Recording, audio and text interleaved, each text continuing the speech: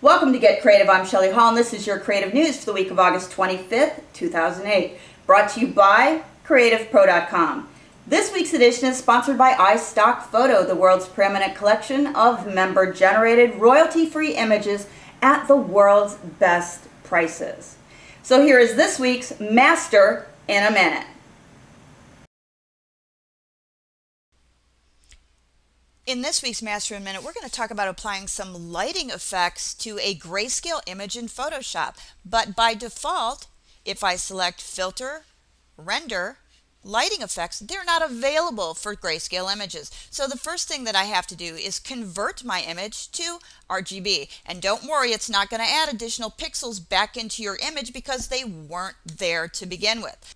If I select Filter, Render, Lighting Effects, aha, this is what I want to access, and this is perfect. It's applied a little spotlight here, and that's all I wanted to do was darken out the surrounding area and just put a spotlight. Let's go ahead and apply this, and perfect. So now I've got this great image, but it's still in RGB. Not a problem. You just select Image Mode and convert it back to grayscale, and you are good to go. And that's how you apply lighting effects to grayscale images in Photoshop, and you've just mastered it in a minute.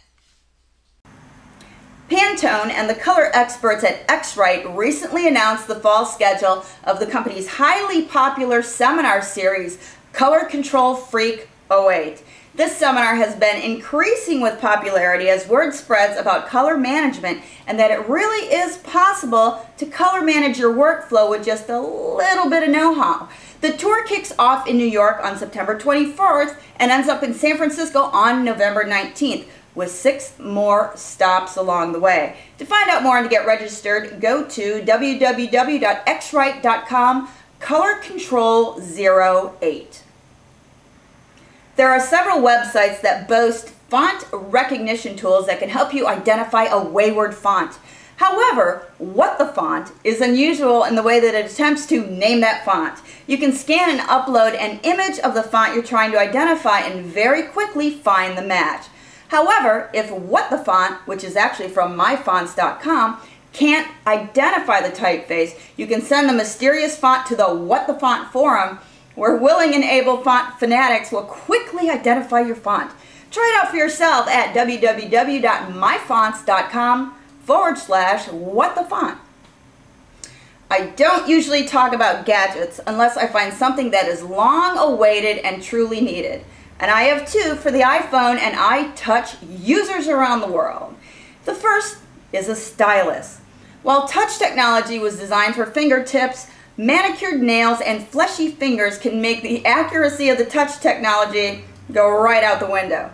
The iPhone Japanese Touch Pen Stylus has a flexible tip that mimics a fingertip's ability to control the touchscreen. Look for it at www.thinkgeek.com/gadgets/cellphone. And it's sold out right now, but you can ask to be notified by email when it's available.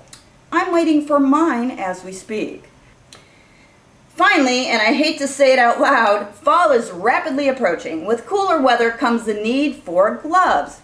You can see it all now. All of the iPhone users fumbling and rushing to take off their gloves to answer the phones, which crash to the ground and shatter everywhere. Okay, well maybe I am being a little bit dramatic, but you get the picture. Well, help is here. The folks at Tavo Products have come up with a nifty little creation called the Tavo Glove.